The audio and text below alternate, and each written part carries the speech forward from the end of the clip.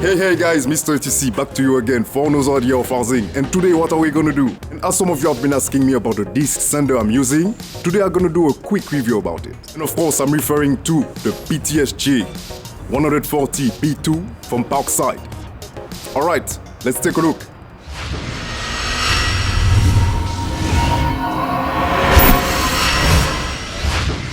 So thanks again for joining me in this unboxing, and as I was telling you, today we are going to do a quick review of this very useful Parkside product, the disc sander pTSG 140A1.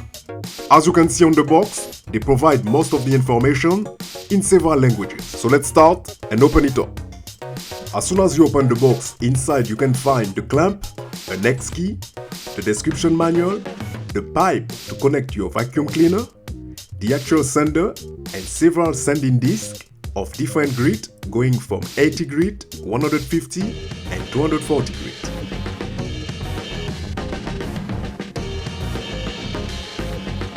The connecting cable is actually pretty long, which is good for a large or a small workshop. When measuring it, it's around 2 meters long.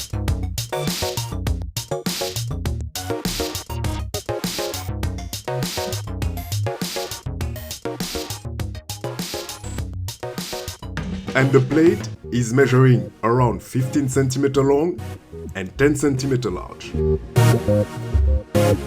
On the side here, we have the angle measurements. So when unscrewing those two buttons placed on each side, I'm able to rotate the plate and reach the desired angle. And when done, I can just screw it back to fix to the right angle. After that, we can move to the meter jig, which can be easily slide into the gap here to move it from left to right or vice versa. Rotate it again to have different sanding angles or keep it in place nice and firm. Now that we've done a small tour, let's move to the clamping mechanism. And note that the clamp will allow you to clamp in two positions. The first one is horizontally, and I guess the one used the most. And it can be also placed and clamped vertically. The pipe included in the box will have to be connected on the side here, and you will see when trying to insert it that you must first do it before clamping to your work table. It's very difficult to insert the pipe if your machine is already clamped basically. So now I'm going to take it off the table in order to first insert the pipe, then clamping it back.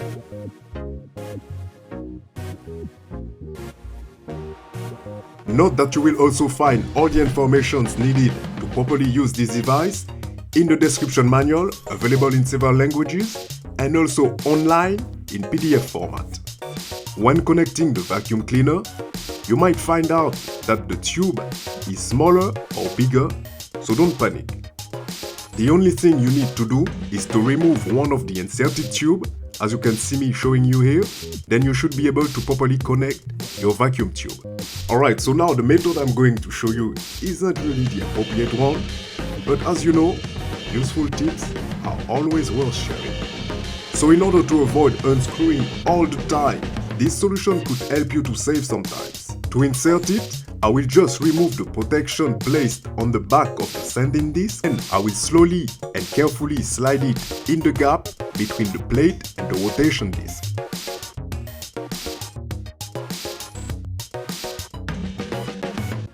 Et voila, here we are. I'll turn it on using the button placed on the right side, then choose the speed. And when you're rotating the button here to the left, it's to reduce, or to the right to speed it up. And it works perfectly. Right, so let's give it a try and start sanding a piece of scrap pallet wood. As you can see it can be placed horizontally but also vertically. And you slowly push to smooth down the surface without damaging the machine. You can of course keep on going until you find the texture you are looking for.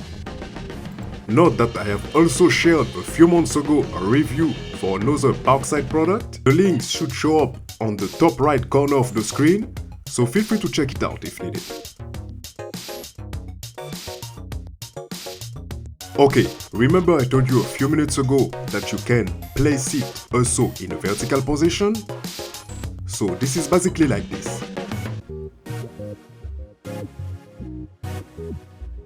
And now it's time to show you the proper way to add the sanding disc.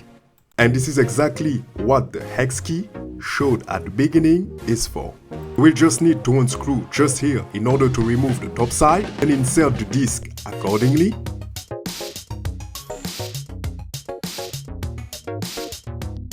Closing by adding back the cover. Tied up the screw back in place. Et voila! Alright, that was it for today. If you're using the same one, feel free to let me know what you think about it, your experiences with it, and via this article of course, and I will be very glad to know a little bit how it worked for you. And as always, that was Mr. ATC for another idea of housing. If you have any questions for me, comment below the video. I will be happy to answer your questions. And I will see you next time. Bye!